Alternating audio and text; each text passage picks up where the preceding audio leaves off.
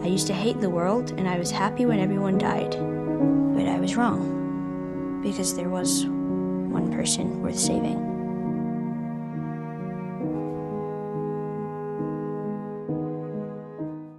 Welcome to Soulful Cinema.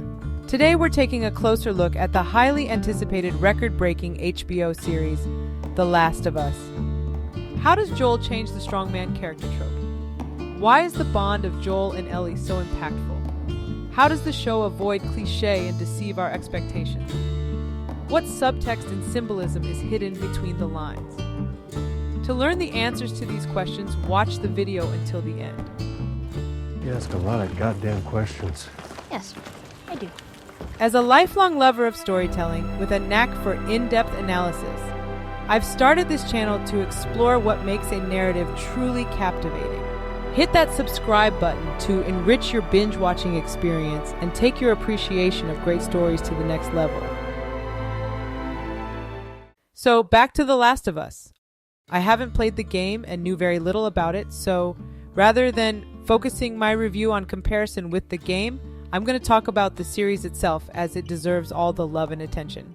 So if you crave a fresh perspective, you've come to the right place. I'm no horror fan, and jump scares give me a heart attack. So before watching, I was a bit prejudiced about the show. There's not going to be anything bad in here? Just you. Oh, funny. Since 2020, with the apocalypse feeling all too real, the last thing I'd binge on over a cup of hot cocoa would be a zombie apocalypse show. But little did I know that a few episodes in, I'd bite my nails, root for the characters that already felt like a family, and cry my eyes out. Guys, this show had me at episode 1 and completely destroyed me. So how did it win me over? Crushing stereotypes.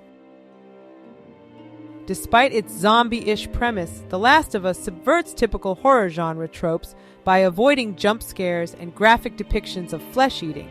Instead, the show employs more sophisticated and nuanced methods to build tension and scare viewers. The flashback in the first episode is terrifying from the start, despite nothing bad happening yet. The intro, featuring scientists discussing a possible fungal pandemic, sets the tone. Tension builds as we watch Joel's daughter Sarah go about her day unaware of the impending disaster. The bedside clock shows the literal final countdown to the end of the world. Details like a twitching hand and a dog watching her neighbor suspiciously add to the horror. The portrayal of the end of the world is unique. Unlike typical disaster films, The Last of Us avoids large-scale scenes of destruction and instead captures the chaos through a handheld camera, mostly from Sarah's point of view. This immersive approach makes viewers feel like they are experiencing the events alongside the characters in the car, adding to the overall sense of horror and urgency. Another interesting technique is how the show effectively uses character reactions to create tension and fear, rather than relying solely on the events themselves. In the second episode, the flashback to the start of the pandemic in Indonesia is depicted through the conversation between a scientist and military personnel. Instead of showing the bites and insanity of the infected, which viewers have already seen in the first episode, the scene focuses on the scientist's shaky hands and her shocking suggestion to bomb the city, including herself and her family. This approach builds tension through the characters' reactions rather than relying on typical horror tropes. Another example is the way anticipation was built before revealing the clickers for the first time. Rather than relying on the element of surprise, the show portrays the fearful reactions of Joel and Tess, who are known for their toughness as smugglers, to the mere possibility of encountering one. Who would you hear? Who would you hear? Are you saying something to that? The Last of Us also enjoys playing with our expectations and subverting them, as seen in the 5th episode when the characters venture into abandoned tunnels. We anticipate infected to appear as soon as the characters lower their guard, but instead they find no one there, and are even able to take a peaceful rest. You see? It's empty. The plan is good. Shh. The plan is good. We've been down here 2 seconds. Don't know anything. Characters' authenticity. When we first meet Joel, a strong, sturdy man, we might expect him to fit the typical superhero trope of the strong American man saving the world. However, the show quickly subverts this expectation in the first episode's flashback, where we see him as a relatable and vulnerable character. Like everyone else, he's panicking and unsure of what to do. Despite his strength, he is far from invincible, and tragically loses his daughter. Fast forward to the Joel of present day. Now a tough smuggler navigating the life in post-apocalyptic world, his character feels as real as ever with his flaws and vulnerabilities. Partially deaf in one ear, he dozes off at inappropriate times, struggles to climb to higher floors, and can't hear someone sneaking up on him at night. Get up, you lazy ass. Lazy ass.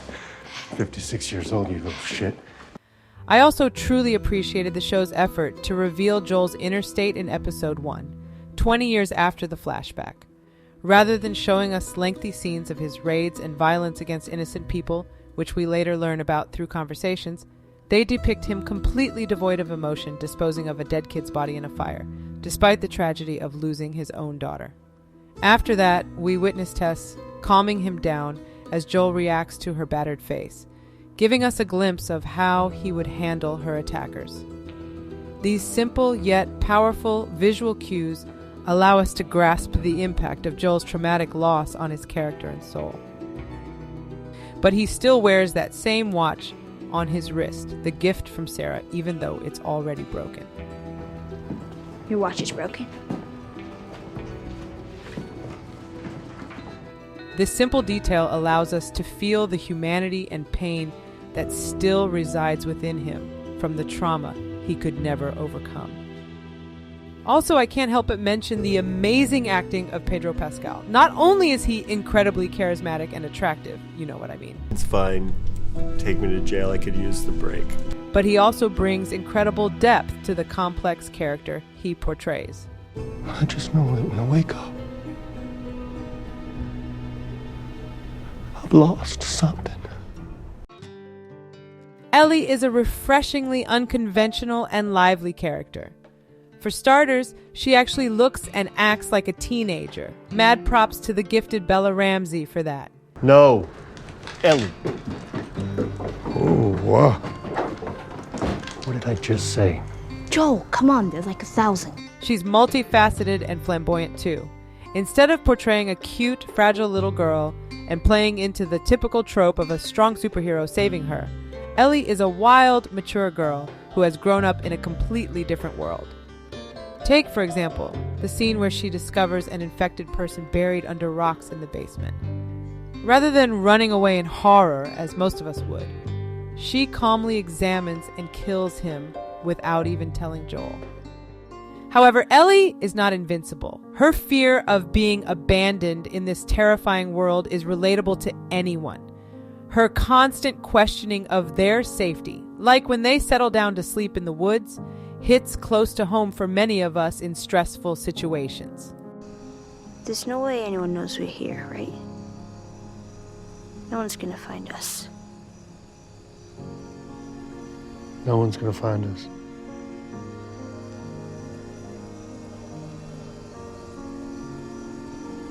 Okay. The characters' authenticity and depth of portrayal are what truly captivates us, as their relationships with each other are so soulful. Despite his fear of failing as a father figure, Joel finds himself taking on that role once again, while Ellie sees in Joel the parent she never had and fears losing him. Everybody I have cared for has either died or left me. Everybody fucking except for you! So don't tell me that I'd be safe with somebody else, because the truth is, I would just be more scared. Through their bonding, we witness a range of emotions from humorous moments to heart-wrenching drama that can't help but leave a lasting impression. The scenes that left the biggest impact on me were those that followed Joel's injury, where Ellie desperately tries to save him, and after their reunion, where Joel refers to Ellie as his daughter, and the watch takes center stage in the foreground. It's okay, baby girl. Look at you. I got you. These scenes have etched a special place in my heart that I'll cherish forever. Symbolism and subtext. In this series, one can also find a lot of metaphors and meaning between the lines that the showrunners have tied in with the story. Take the symbolic value of the path itself as a life journey through obstacles, which could be figuratively divided into several tiers. Firstly, the heroes are surrounded by claustrophobic spaces, quarantine zones, and sturdy, rusty, dirty buildings. Just like Joel himself in his inner world, which bears hardly any resemblance to the person who lost his daughter 20 years ago. Then they exit the quarantine, with the buildings already taken over by greenery. But man, you can't deny that view. Finally, they find themselves in amazing open spaces, forests, taking in all the freedom and grandeur that nature has to offer. This also symbolically reflects the character transformation. With Joel's coming back to life and awakening in his rusty soul, greenery begins to sprout first, and then he opens up, and so does the nature with its unique landscapes and authenticity. So time heals all wounds, I guess. It wasn't time that did it. Another key takeaway from the story in terms of deeper meaning is the power of love, whose notion extends far beyond the classic love movie trope. The writers also explore the darker side of unconditional love and the lengths one is willing to go to preserve it. Joel is willing both to resort to violence and murder and to destroy any hope for a cure. Henry betrays the leader of opposition to save his brother and is unable to cope with his subsequent loss, leading to his own tragic end. Even the villainous cannibal speaks of the all-consuming power of love associated with the cordyceps. What does cordyceps do? Is it evil? No. It's fruitful. It multiplies. It loves. The epitome of excellence is the series finale, which prompts viewers to contemplate existential questions with no clear answers. Is it ethical to sacrifice the life of an innocent girl in order to save the world? And what if that girl happens to be your daughter, the entire world to you? These questions linger in viewers' minds, sparking debates and discussions online long after the series has ended. There are many other aspects of this show that I couldn't cover in one video, including the story of Bill and Frank, which deserves its own movie. The Last of Us is a stunning example of a profound and emotionally rich masterpiece. Even those who are initially skeptical of the show can be captivated by the power of its deeply resonant and thought-provoking storyline. A powerful story, such as love, has the ability to conquer all. I'll follow you anywhere you go.